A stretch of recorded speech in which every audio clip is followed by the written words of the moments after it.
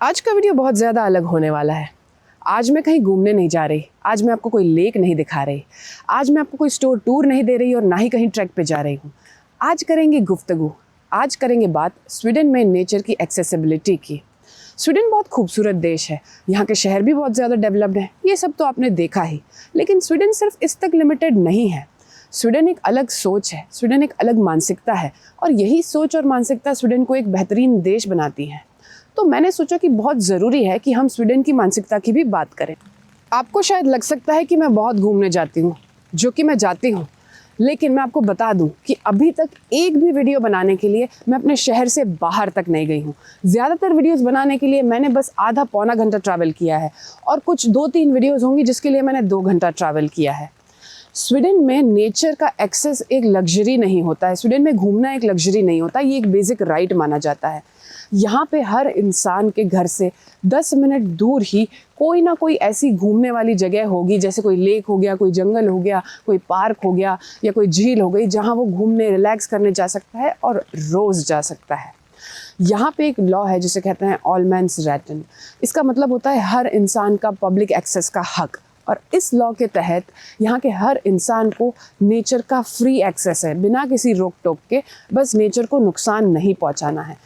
तो यहाँ का हर इंसान जो है वो रोज़ अपना दिन जल्दी शुरू करता है, 8 बजे ऑफिस जाके 3-4 बजे ऑफिस से आ जाता है। उसके बाद का दिन वो एंजॉय करता है। उसके बाद कोई जो है वो जंगल में वॉक करने जाएगा, तो कोई लेक के किनारे बच्चों के साथ खेलेगा या कोई किसी पार्क में कॉफ़ी पीने जाएगा। यहाँ का इंसान हर दिन नेचर में बिताता है और यहाँ नेचर चारों तरफ है, ये तो एक बात है, लेकिन यहाँ नेचर लोगों की पहुँच के अंदर है। चाहे आप ज़्यादा पैसे कमाते हो या कम पैसे कमाते हो, चाहे आप शहर में रहते हो या गाँव में रहते हो, चाहे आप जवान हो या आप बूढ़े हो या आपको कोई डिसेबिलिटी हो, हर इंसान को नेचर का एक बराबर का और बेहतरीन एक्सेस होता है।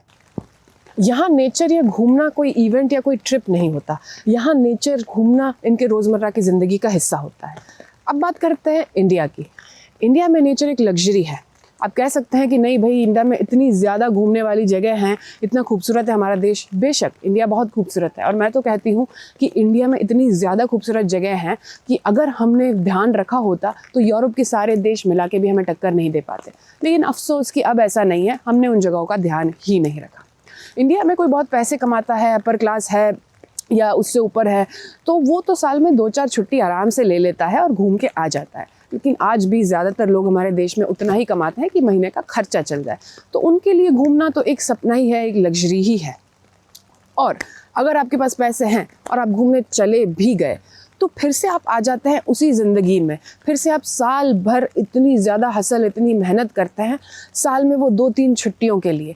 तो मतलब आप जी तो बस उन 2-3 छुट्टियों के वक्त ही हैं। और चलिए आप घूमने चले भी गए, लेकिन हम भी जानते हैं कि हमारे देश में टूरिस्ट वाली जगहों पे कितनी ज़्यादा समस्याएं हैं। पॉपुलर वाली जगह छोड़ दे तो ज़्यादातर जगहों पे अच्छा इंफ्रास्ट्रक्चर नहीं होता है, साफ़ सफाई नहीं होती है, बेसिक फैसिलिटीज़ नहीं होती हैं। ट्रांसपोर्ट की बात कर लेते हैं, फ़्लाइट तो आप भूल ही जाओ। इंडिया में डोमेस्टिक ट्रैवल करना इतना महंगा है फ़्लाइट से इन दिनों कि दुबई जाना ज़्यादा सस्ता हो जाता है। और ट्रेन की आपको टिकट मिल जाए तो आपके नसीब हैं। IRCTC की वेबसाइट ही पहले चल जाए तो आगे ट्रेन की टिकट मिलेगी ना। तो ट्रेन की टिकट मिल भी गई और आप घूमने चले भी गए, लेकिन लोकल ट्रांसपोर्ट इतनी बड़ी प्रॉब्लम होती है इंडिया में। आपको इतनी ज़्यादा जद्दोजहद करनी पड़ती है लोकली किसी जगह पे घूमने के लिए। लेकिन यहाँ की बात करें, यहाँ कोई फेमस टूरिस्ट वाली जगह हो या फिर कोई अंदर सुनसान दूर जगह हो, कोई फ़र्क नहीं पड़ता, सब जगह बेहतरीन फैसिलिटीज़ होती हैं। बढ़िया रोड रहता है, साइकिल का रोड रहता है, पार्किंग रहती है, लाइट्स रहती है, साफ़ सफाई रहती, और पब्लिक ट्रांसपोर्ट तो पूछो ही मत। यहाँ का पब्लिक ट्रांसपोर्ट लास्ट माइल तक रहता है, चाहे कितनी ही अंदर जगह ना हो, सब जगह पब्लिक ट्रांसपोर्ट जाएगा। तो ये होती है नेचर की एक्सेसिबिलिटी। चलिए घूमने वूमने वाली जगहों की बात छोड़ देते हैं, अब हमारे मेन मुद्दे पे आते हैं कि हमारे देश में, शहरों में, छोटे टाउन्स में या गांव में लोगों की रोज़मर्रा की ज़िंदगी में नेचर का कितना एक्सेस होता है, कितनी अवेलेबिलिटी होती है। शहरों में तो भूल ही जाइए, कोई जगह ही नहीं बची है जहाँ आदमी रोज़ घूम पाए। छोटे टाउन्स में या गांव में आप कह सकते हैं कि फिर भी कुछ जगह है, लेकिन गांव में तो फिर इंफ्रास्ट्रक्चर ही नहीं होता है, वैसा फैसिलिटीज़ नहीं होती है, बेसिक रास्ते नहीं होते हैं, सेफ्टी नहीं होती है, साफ़ सफाई नहीं होती है। शहरों में जो जगह बची भी थी हमने उनको तोड़ वोड़ के किनारे कर लिया है, रोड्स बन गए हैं, बिल्डिंगें बन गई हैं। मुश्किल से कोई जगह हो अगर शहर में और आदमी सोचे कि रोज़ जाएगा तो जा ही नहीं सकता। 7-8 बजे आप ट्रैफिक में थक हार के घर आते हैं, फिर कोई शक्ति नहीं होती कि आप रोज़ घूमने जाएं। सोच लिया कि चलो जाऊंगा, फिर भी गए तो आधा 1 घंटा और ट्रैफिक। तो शहर में रोज़ नेचर का एक्सेस मिलना नामुमकिन सा हो गया है। ओवरऑल हमारे पूरे देश में ही अच्छा नेचर का एक्सेस एवरीडे मिलना नामुमकिन हो गया है, जो कि बहुत दुखद बात है। शहरों में पब्लिक पार्क्स क्यों नहीं है? जगह नहीं है घूमने वाली, ठीक है, पब्लिक पार्क्स क्यों नहीं है? हमारे पूरे देश में पब्लिक पार्क्स की इतनी कमी क्यों है? जितने लोग हैं हमारे देश में और जितनी आवश्यकता है उसके हिसाब से पब्लिक पार्क्स की ज़रूरत है हमें। वो तो बनाया ही जा सकता है ना, लेकिन वो भी नहीं है हमारे देश में। कुछ शहरों में पब्लिक पार्क्स आपको मिल जाएंगे, लेकिन कितने कम हैं। आप अगर किसी बड़े शहर में रहते हैं, अपने घर से स्टेशन जाइए और आप रास्ते में देखिएगा कि कितनी बिल्डिंगें आती हैं, कितने मॉल आते हैं, कितने शॉपिंग सेंटर्स आते हैं और कितने पब्लिक पार्क्स आते हैं। आप समझ जाएंगे। गांव में तो वो भी नहीं होता, पब्लिक पार्क्स होते ही नहीं हैं। वहाँ पे तो वहाँ की स्कूलों में भी ग्राउंड बच्चों के खेलने के लिए पार्क हो जाए वही बड़ी बात है। कई जगह पे तो वो भी नहीं होता है। तो पब्लिक पार्क्स तो हों, वो तो बना ही सकती है सरकारें। और शहरों में मैंने देखा है कहीं कहीं पे पब्लिक पार्क्स में टिकट लगती है एंट्री की। ये क्या बात हो गई? पब्लिक पार्क्स में कैसे टिकट लग सकती है? हालांकि वो टिकट मामूली होती है, 20-25 रुपये होती है, लेकिन कैसे? कोई रोज़ जाना चाह रहा है, क्यों 20-25 रुपये? हम तो अफोर्ड कर सकते हैं, हर आदमी नहीं कर सकता। टिकट कैसे ले सकते हो? हम इतना ज़्यादा टैक्स भरते हैं तो पब्लिक पार्क्स क्यों नहीं बनते और क्यों नहीं मेंटेन होते?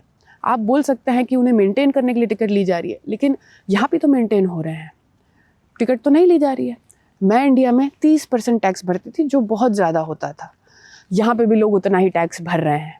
यहाँ पे टैक्स भरने के बदले में उन्हें क्या कुछ नहीं मुहैया करवाया जा रहा, लेकिन हमें टैक्स के बदले क्या मिलता है ये तो आप सब जानते ही हैं। तो पब्लिक पार्क्स तो बना दीजिए यार, और कुछ नहीं, बस इतना बेसिक काम करना चाहिए कि नहीं हमें। 3000 करोड़ का स्टैच्यू बना दिया गया, हमारे टैक्स के पैसे से स्टैच्यू बना है और हमें वहाँ जाना है तो टिकट भी देनी है। क्या ज़रूरत थी वो स्टैच्यू बनाने की? उस स्टैच्यू की जगह कुछ और भी बनाया जा सकता था जो सामूहिक रूप से इस्तेमाल होता, पब्लिक यूज़ का होता, जिसे हर इंसान फ्री में अच्छे से एक्सेस करता। कोई बड़ा पब्लिक पार्क ही बन जाता, या हर बड़े शहर में कोई पार्क बना देते, कोई पब्लिक यूज़ की जगह बना देते, फुटपाथ बना देते, यूनिवर्सिटी बना देते। नहीं, स्टैच्यू बना और हमने भी उसे खूब सराहा, बहुत प्राउड फील कर रहे थे हम कि मोदी जी ने दुनिया का सबसे बड़ा स्टैच्यू बना दिया। एक स्टैच्यू को सराहा, दूसरा भी बनेगा और 10 और बनेंगे। आप जो मांगोगे ना सरकार से वही मिलेगा आपको। इन दिनों नया ट्रेंड चला है कि हर शहर में, छोटे गांव तक में एक इंस्टॉलेशन लगा दिया जाता है, I love Mumbai, I love Ahmedabad, इस तरह का लगा दिया जाता है। क्या मतलब है उसका? कोई एमएलए अपना नाम लगाने के लिए कुछ लाख खर्च करके वो लगा देता है, उसके आगे हम एक बार सेल्फी लेंगे, फिर उसका क्या काम है? उसकी जगह कोई छोटा पार्क बनता तो जीवन भर लोग उसे यूज़ करते, लेकिन नहीं, स्टैच्यू ही बनेगा, इंस्टॉलेशंस ही लगाए जाएंगे और हम इस चीज़ की तारीफ़ करेंगे, हम इसको सराहेंगे, हम इसको सपोर्ट करेंगे, तो यही बनने वाला है। हमारे ऊपर है कि हम क्या मांग रहे हैं।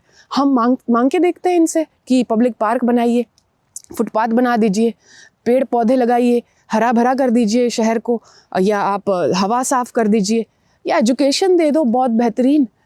मांग के देखेंगे हम ना, तब वो मिलने वाला है, नहीं तो स्टैच्यू ही मिलने वाला है। इस वीडियो को बनाने का मेरा एक ही मकसद था कि ये सारे देश बहुत डेवलप्ड है, इन्होंने एजुकेशन में, हेल्थ केयर में, इंफ्रास्ट्रक्चर में, क्वालिटी ऑफ लाइफ में, हर चीज़ में बहुत ज़्यादा तरक्की की है, बहुत समृद्ध है ये देश और हमें सीखना है इन सब देशों से, इनकी अच्छी अच्छी बातें सीखनी है।